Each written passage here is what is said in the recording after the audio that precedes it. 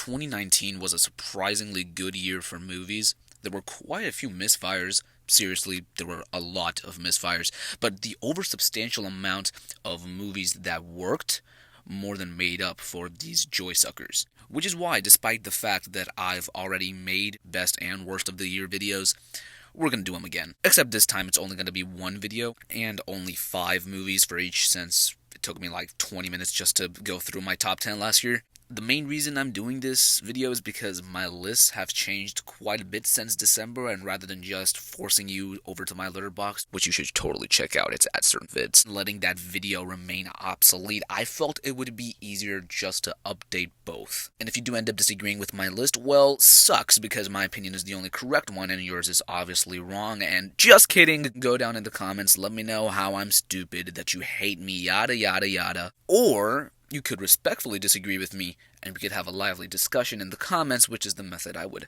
much rather prefer. Anyways, thank you for clicking on this video. This is Certain Vids, a channel where we like to talk anything and everything movies, a lot, and I am here to give you my 5 best and 5 worst movies of 2019. Again.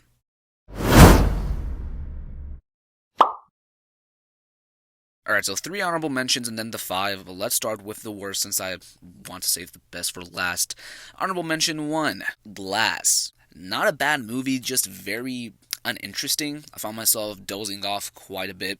Honorable mention 2, Fighting with My Family. I don't know what everybody else watched that made them just completely lose their minds over how good this movie was, but I saw a boring, unfunny, and bland comedy that simply did not work for me. Honorable mention 3, Dark Phoenix. I really thought this wasn't as bad as it was made out to be initially, but looking back at all the greatness, it's easy for this one to get grouped in with the worst. But like I said, it wasn't that bad because 5 movies were actually worse, surprisingly. Like Rise of Skywalker, a Star Wars movie that showed me the franchise shouldn't get too cocky because prequel level quality is still an option. That's the option they chose. I say with a grimace on my face and disappointment in my heart that The Rise of Skywalker is the worst Star Wars movie since Episode 2. Yes, and if you know me, you know I hate Episode 2. But at least it didn't take my favorite animated film and rip my joy surrounding it to shreds like the Lion King remake. This was supposed to be the perfect match. Jon Favreau directed The Jungle Book, which I adore, and The Lion King is my favorite animated motion picture, so the thought of this movie falling flat on its unemotable face never even crossed my mind. However, no matter how hard I try, I just can't seem to stop Godzilla King of the Monsters from crossing my mind. Everything I needed to say about this movie has been said, so the best thing I can say about it is that it didn't hurt my anticipation for Godzilla vs. Kong. Unlike Secret Life of Pets 2, which hurt me in a lot of places. It hurt my eyes because everything looked so plain, and the camera was always just either moving fast or sitting still. There was no visual storytelling.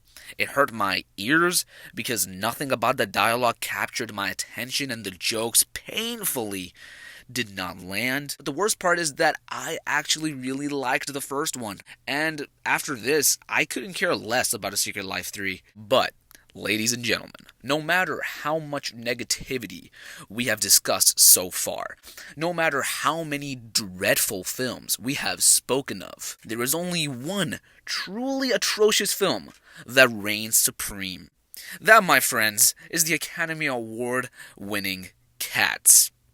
A movie that brought out the worst in me and brought upon itself my worst recommendation possible. I kid you not, I had not given out a single 3 thumbs down before I sat down to watch Cats.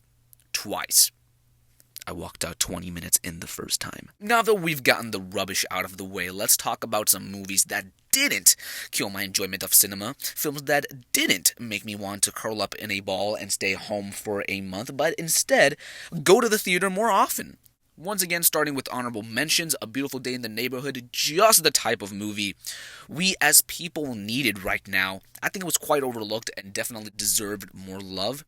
Toy Story 4, my second favorite of the quadrilogy, a true end to the Toys story that I didn't realize needed to be told until I actually saw it. And of course, Joker, maybe third best looking movie of the year. The cinematography was honestly unreal. You could mute the words and you could perfectly understand what the characters were feeling just from the camera movements. It felt really artsy and had my favorite scene of the year acting wise. I won't spoil it, but out of context, it's the one where he says, bleep. As for the real goodness, my biggest surprise of the year was Togo. I'm not exactly a sucker for dog movies, but this one blew my mind.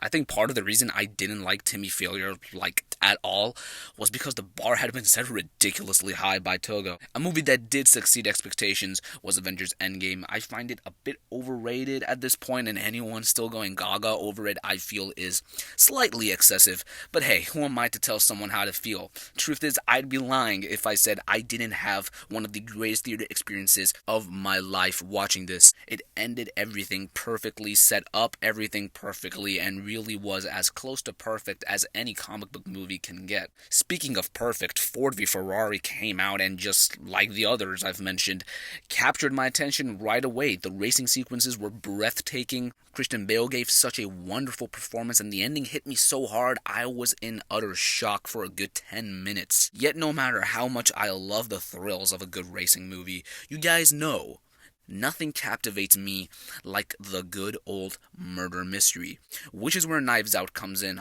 Upon rewatch, it became clear how there is originality oozing out of every scene. There are characters with classic cliches written to be so entertaining, and my god, is the dialogue some of the best of the year. And before we get to number one, I will leave you with this. I like to think of this movie as a donut, and the who in the whodunit fills that hole perfectly. But we must look a little closer, and when we do, we see the donut hole has a hole in its center.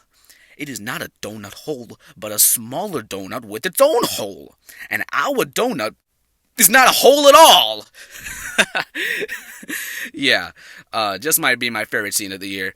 But there was only one film last year that I thought deserved the tagline masterpiece. I was emotionally moved in a way that I haven't felt since, well, I don't know. 1917 is obviously that movie, and since watching it, I've seen movies that impacted me similarly, but before 1917, well, there was nothing. Just like Godzilla, everything that needed to be said has been said. So in review, 2019 might have been the best year for movies out of the entire decade, and I truly do mean it. Thank you so much for watching this video. If you did enjoy, click the like and subscribe button as well as that bell icon so you never miss a future video. Leave me your lists in the comments, and as always, I will see you in the next one. Until then, have a great rest of your day, and stay positive.